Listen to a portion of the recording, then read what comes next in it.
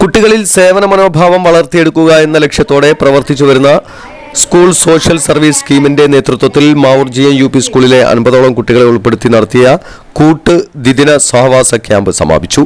ക്യാമ്പിന്റെ ഉദ്ഘാടനം മാവൂർ ഗ്രാമപഞ്ചായത്ത് പ്രസിഡന്റ് വളപ്പിൽ റസാഖാണ് നിർവഹിച്ചത്.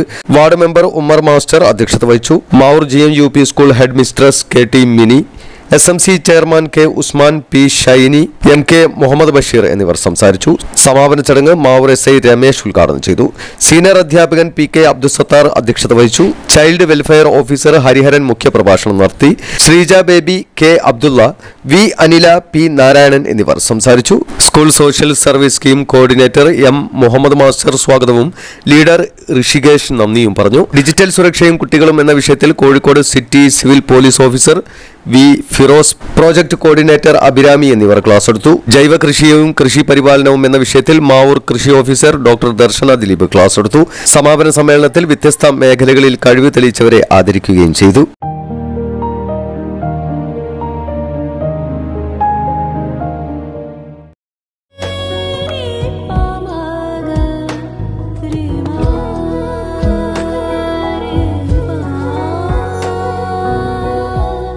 Kadodi Gold and Diamonds, Mavur, Puvattuparambur.